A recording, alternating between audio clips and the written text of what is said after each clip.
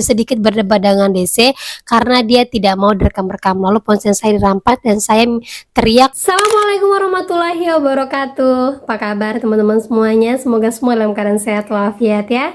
Diberikan kesehatan, kelancaran, serta kemudahan dalam segala urusan apapun itu. Hari ini kita makin semangat, kita kuat mental. Oke teman-teman, kali ini saya akan membahas tentang OJK teriak pinjol paling banyak di Galbay tahun ini. DC juga paling takut dengan ini semuanya. Nah, apa itu informasinya? Kita akan bahas secara tuntas. Tapi sebelumnya saya harapkan kalian semuanya sudah subscribe channel ini agar channel ini terus berkembang dan dapat memberikan informasi terbaik buat kalian yang Galbay. Oke teman-teman, ini dia buat kalian.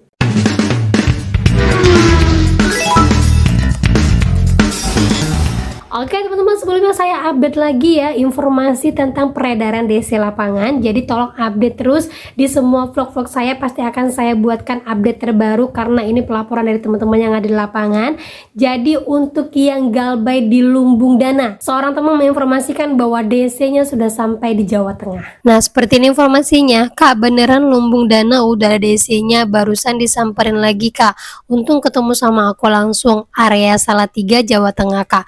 DC-nya langsung nawarin potongan buat bayar pokok, tapi kode FA-nya katanya DDC-nya. Saya baiknya gimana ya Kak? Mau bayar tapi belum ada dana. Nah ini DC-nya sudah ada di Salatiga Jawa Tengah untuk Lumbung Dana ya teman-teman. Nah itu dia teman-teman ya. Jadi saya yakin juga ini ada dari pihak ketiga dan ini pasti bayaran juga, dan saya yakin dari pinjol-pinjol yang banyak menurunkan DC lapangan ini adalah pinjol-pinjol yang masuk ke dalam daftar 9 pinjol yang belum menyertakan izin usahanya kepada OJK. Dan lagi OJK mengungkapkan ada sekitar 23 pinjol yang disanksi per Desember kemarin karena pelaporan kalian dan karena tindak lanjut bunga mereka yang tidak sesuai dengan OJK. Sementara itu pada industri pinjaman daring atau PINDAR, outstanding pembiayaan pada November 2025 tumbuh 25,45% year on year dengan nilai nominal sebesar 94,85 triliun rupiah. Tingkat risiko kredit secara agregat atau TP90 berada di posisi 4,33%. Terkait pemantauan terhadap pemenuhan kewajiban ekuitas minimum, saat ini terdapat 4 dari 145 perusahaan pembiayaan yang belum memenuhi ketentuan kewajiban ekuitas minimum 100 miliar rupiah dan 9 dari 95 penyelenggara PINDAR yang belum memenuhi kewajiban ekuitas minimum 12,5 miliar rupiah. Seluruh perusahaan pembiayaan dan penyelenggara PINDAR ini telah menyampaikan action plan kepada OJK yang memuat angka langkah pemenuhan ekuitas minimum, antara lain melalui penambahan modal store oleh pemegang saham existing, mencari strategic investor, dan atau upaya merger. Dalam rangka menegakkan kepatuhan dan integritas industri sektor PVML, selama Desember 2025, OJK telah mengenakan sanksi administratif kepada 24 perusahaan pembiayaan, 6 perusahaan modal ventura, dan 23 penyelenggara PINDAR atas pelanggaran yang dilakukan terhadap ketentuan yang berlaku, maupun hasil pengawasan dan atau tindak lanjut pemeriksaan. Nah itu dia teman-teman ya, rapat awal bulan baru-baru ini yang dilaporkan oleh OJK. Dia mengatakan bahwa ada sekitar 94 triliun, makin naik lagi semua pinjol yang berada di Indonesia, dan 23 pinjol yang memang tidak memenuhi syarat untuk melanjutkan usahanya karena paling banyak laporan dan paling banyak disanksi. Nah akan saya updatekan buat kalian apa-apa saja pinjolnya itu dan ke-9 pinjol yang memang belum menyertakan modal usaha kepada OJK di vlog selanjutnya. Tapi di sini perlu teman ketahui, ada seorang teman saya yang berani sekali melawan DC dan ini membuat DC-nya ketar-ketir karena satu perkataannya yang membuat DC nggak berani lagi untuk melanjutkan penagihannya. Nah seperti ini informasinya, bisa kalian jadikan acuan kalau seandainya didatangi Desi seperti ini. Selamat siang Kak Desi, aku mau nanya, mengapa ya pihak ketiga dari Kredivo selalu ketakutan ketika ditanya surat tugasnya dan ketakutan juga untuk divideoin? Pada tanggal 7 Januari, DC dari Kredivo datang menagih, lalu aku minta surat tugasnya ingin merekam, tapi dia minta untuk tidak boleh rekam-rekam. Lalu saya juga bingung, Kak, mengapa ada yang melakukan pembayaran pada bulan November sedangkan sudah galba dari Juni, mengapa di bulan Novembernya ada pembayaran yang masuk? Saya sudah jelaskan ke DC-nya merekam pembicaraan saya sama dia, tetapi dia mengira saya berbohong. Saya sedikit berdebat dengan DC karena dia tidak mau direkam-rekam. Lalu ponsel saya dirampas dan saya teriak minta tolong dan minta panggil Pak RT, tapi dia tidak jadi karena dia takut, Kak, dan merayu saya untuk hapus videonya dan jangan diviralkan. Setelah dicek, ternyata surat tugas DC tersebut menagih di daerah Jakarta Pusat, sementara kakak ini bukan di wilayah Jakarta ya. Nah, ini dia bentuk surat tugasnya, terus dilingkarin sama dia itu adalah untuk menagih di wilayah Jakarta Pusat. Nah, ini dia teman-teman ya, memang ketakutan DC saat ini di tahun 2026 itu yaitu mereka tidak membawa surat tugas. Kadang-kadang ada DC yang nekat nih ya, tidak semua DC seperti ini. Ada DC yang nekat, dia tidak mau peduli, dia tunjukkan surat tugasnya via WA atau di handphone dia, surat SPPI-nya, dan banyak sekali. Nah, kalau model seperti ini jangan takut teman-teman, karena yang boleh menagih itu adalah suratnya berbentuk hard copy, berbentuk kertas yang sudah di print ya, dan SPPI-nya itu berbentuk ATM.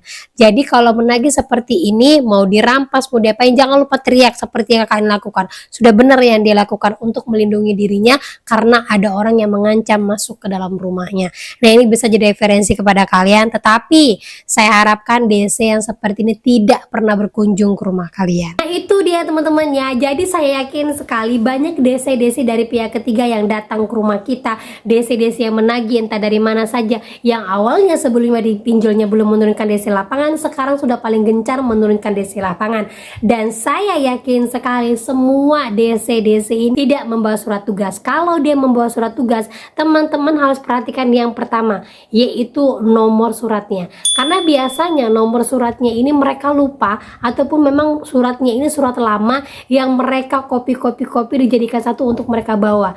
Yaitu dari tahunnya aja mereka kadang-kadang tidak pernah mengganti. Ini membuktikan bahwa surat ini satu untuk sejuta nasabah. Ya, yang kedua lagi, dalam surat tugas itu menerangkan bahwa dia menagih kalian dengan nominal yang tertera sesuai dengan aplikasi.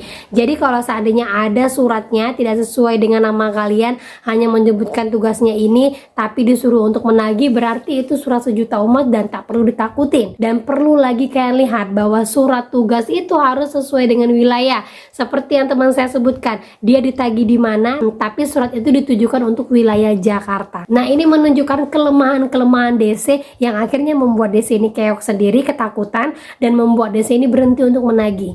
Jadi buat teman-teman semuanya, jangan takutkan apapun yang datang ke tempat kalian. Saya yakin DC kalau di videoin, apalagi kita teriakin, pasti mereka juga akan ketakutan.